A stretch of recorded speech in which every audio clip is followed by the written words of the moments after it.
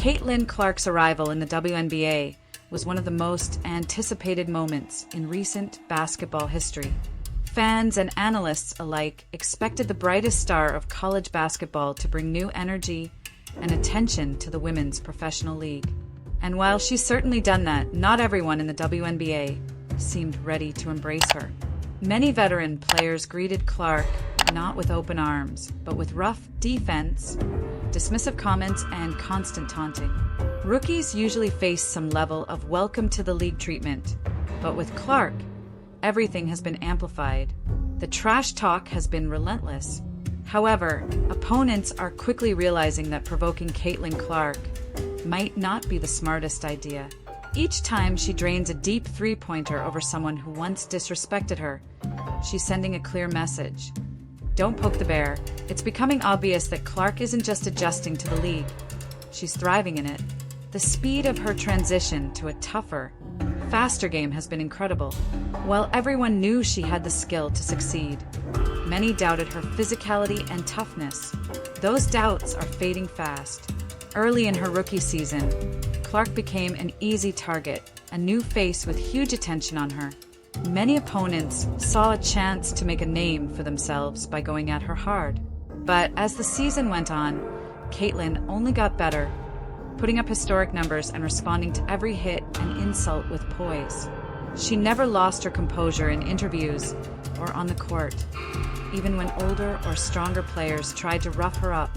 The list of players who've gone after her, from rookies to veterans, is long, but one thing's consistent. Few of them can actually back up their trash talk once the game starts. The pattern is clear. Challenging Caitlin Clark only fuels her fire. Her ability to turn disrespect into domination is what separates her from most players. Take, for example, the heated matchup with the Chicago Sky's Dana Evans. Evans, known for her gritty style and relentless energy, wanted to show the rookie that nothing comes easy in the pros. But she took things too far. During one play, as Clark drove toward the basket, Evans locked elbows with her, slamming her into teammate Chennedy Carter, creating a violent collision that sent Clark to the floor. Tensions flared, words were exchanged, and the atmosphere turned electric. For many players, that kind of physical play might have rattled their confidence. But Clark responded the only way she knows how, by lighting up the scoreboard. Minutes later, she buried multiple deep shots in a row, silencing the trash talk and helping Indiana secure the win. The Sky tried to frustrate her, but instead they woke her up. It was another reminder that Caitlin doesn't need to retaliate physically. Her revenge comes through precision shooting and elite performance. The criticism doesn't stop on offense, either. Even when Clark starts playing physically on defense, giving opponents a taste of their own medicine, she still gets called out. One of the clearest examples was her clash with Chennedy Carter of the Phoenix Mercury. After Clark fouled Carter on a drive to the rim, Carter immediately began jawing and stepping toward her aggressively. The moment didn't escalate, but it exposed the double standard Clark faces every game. The footage shows exactly what happened. A routine foul that's part of the game. Any coach would agree that if you're going to foul, make sure the player doesn't get an easy bucket. Clark did just that, but Carter didn't see it that way, reacting as if the contact was personal. Clark, however, kept her composure, simply replying, "It was just a foul," before walking away. Moments like these define Caitlin Clark's rookie year. Constant pressure, constant scrutiny, and constant composure. She's proving that she can handle the physicality, the trash talk, and the expectations, all while elevating her game and the league around her. Caitlin Clark walked away calmly to avoid further conflict, a move that perfectly sums up her maturity and composure. While no one can know exactly what was going through Chennedy Carter's mind after that foul, it's hard not to wonder if her reaction would have been the same had another player been involved. It seemed clear that Clark's growing fame and spotlight might have influenced the aggression she faced. Yet, instead of responding emotionally, Caitlin chose to let her performance do the talking. Despite the tension and provocation, she stayed focused, controlled the pace, and played a smart, unselfish game that led to another big fever victory at home. The matchup remained close deep into the fourth quarter. But when the pressure mounted, Clark's composure and court vision took over. She faced multiple double teams, but never forced her shot, finding open teammates instead of chasing personal glory. Her final assist of the night was a masterclass in basketball IQ, effortlessly drawing defenders before delivering a perfect pass to seal the win.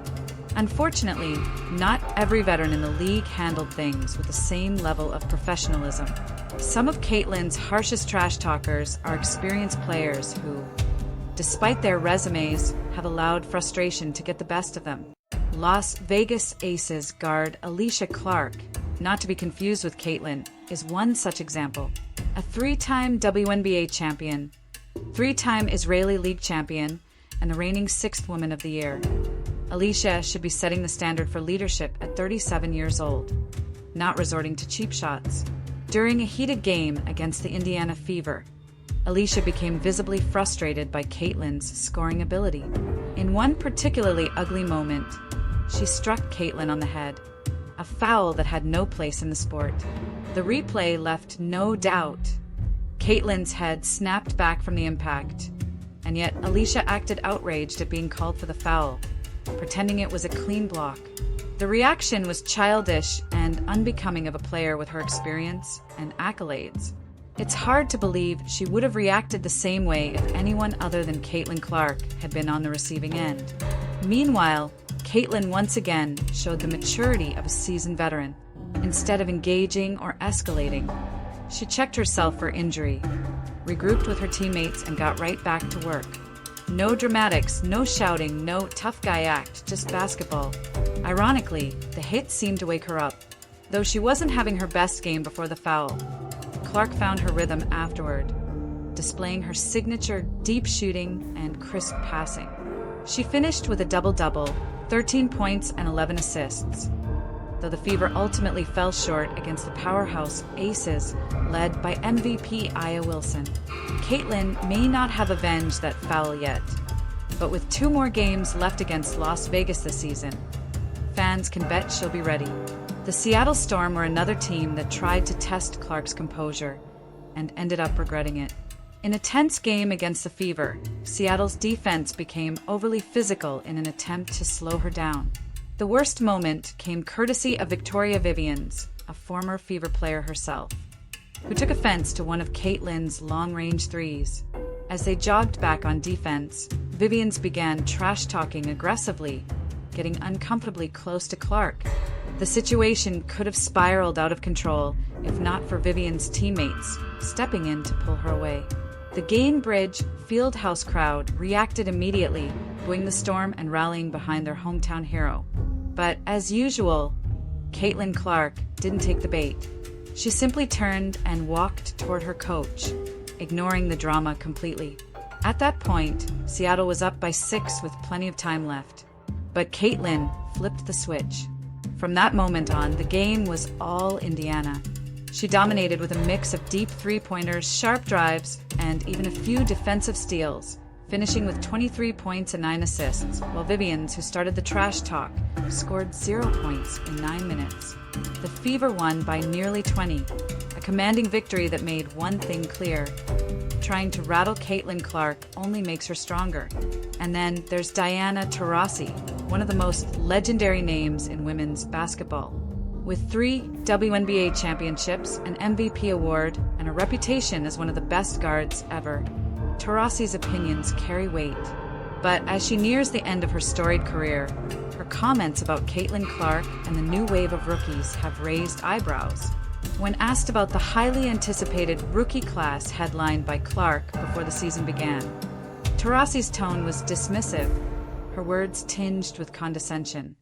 A sign, perhaps, that even legends can feel the pressure of a rising star who's beginning to redefine the game they once ruled. Reality is coming. Okay. There's levels to this thing. We all went through it. Of course. And you see it on the NBA side, and you're going to see it on this side, where you look superhuman playing against 18-year-olds, but you're going to come with some grown women that have been playing professional basketball for a long time. While Diana Taurasi's remarks weren't openly malicious, they carried a tone of overconfidence. a belief that she still towers over the new generation of talent. That might have been true a decade ago when Taurasi was in her prime. But at 42 years old, she's no longer in a position to teach lessons to rising stars. The difference between perception and reality became crystal clear when she finally faced CLAPS on the court. A few months after those comments, the two met in their first official WNBA showdown, and things didn't go as Taurasi had imagined. Clark delivered a near triple-double performance, finishing with 15 points, 12 assists, and 9 rebounds, while Taurasi scored 19 points for the Phoenix Mercury but couldn't lift her team to victory. The Indiana Fever won convincingly, and Caitlin's playmaking brilliance stood out more than anything. Her impressive assist total showed that she wasn't chasing revenge or personal glory. She stayed focused on making her teammates better and exposing the defense every time it overcommit to her shot threat. While Phoenix had its share of friction with Clark, no team has fueled more drama with her than the Chicago Sky. Among their roster, two players in particular have willingly embraced the villain role: Chennedy Carter and Angel Reese. Carter, known for her aggressive play and physical defense, often crosses the line between competitiveness and recklessness. She's a talented guard, but her on-court antics frequently overshadow her skill. The most infamous example came when she committed a flagrant foul on Clark, not during live play, but during a dead ball moment. That shove, which came right after Clark drained a deep three-pointer, was completely unjustifiable. It wasn't a basketball move. It was pure frustration turned into aggression. The blatant attempt at intimidation immediately went viral, as fans and analysts condemned the unsportsmanlike act. Carter was called for a flagrant foul, giving Caitlin free throws and possession, ultimately hurting her own team. The Sky went on to lose that game and were later swept 3-0 by the Fever in their season series. So, her attempt to rattle Clark backfired spectacularly. Afterward, Carter tried to play it cool in her post-game comments, denying any personal grudge. But fans didn't buy it. Her shove cemented her reputation online as one of Clark's biggest haters. You'd think she might lay low after that, but Carter instead doubled down a few months later when ESPN released its list of the top WNBA players. The rankings placed Clark 12 spots higher than Carter. And instead of congratulating anyone, Carter took to Twitter with a bitter post. "How I average less minutes, and my stats top in the league, but I'm at the bottom. This isn't adding up. The hate be so obvious." She didn't mention Clark by name, but the implication was crystal clear. Her frustration at being ranked below Caitlin was unfounded, and her numbers didn't support her complaint. Carter is averaging 16.9 points, 2.8 assists, and 1.4 steals per game, while Clark's stats are stronger across the board with 17.9 points, a league-leading 8.3 assists and 1.4 steals. ESPN's decision to rank Caitlin higher wasn't hate, it was logic. And yet, despite all the tension with Carter, she's not even Clark's most significant rival in the Sky. That title belongs to Angel Reese, whose rivalry with Caitlin stretches all the way back to their college days. The two are now competing for the Rookie of the Year award, adding more fuel to one of basketball's most compelling storylines.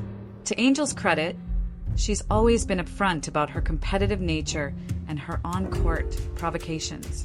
She doesn't hide behind vague comments, and when she talks about trash talk and rivalry, she does it with surprising maturity. Here's one of her more revealing quotes about where she draws the line between playful competition and disrespect.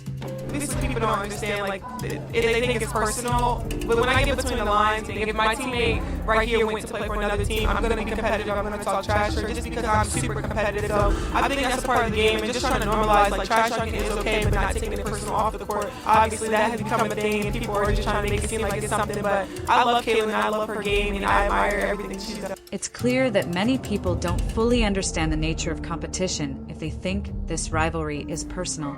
When I step between those lines, it doesn't matter who's on the other side, even if it's a close friend or a former teammate. I'm going to compete hard and talk my share of trash. That's just part of who I am. I'm extremely competitive, and trash talk, to me, is simply part of the game. What people need to realize is that it's not personal once we leave the court. Unfortunately, that's something a lot of fans and media twist into unnecessary drama. I actually respect Caitlin a lot. I love her game and everything she's accomplished. That explanation would make perfect sense if only Angel had stopped at talking.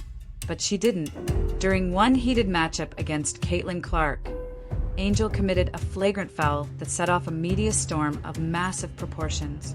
Even though it technically happened within the flow of play, it still ended with another hard hit to Caitlin's head.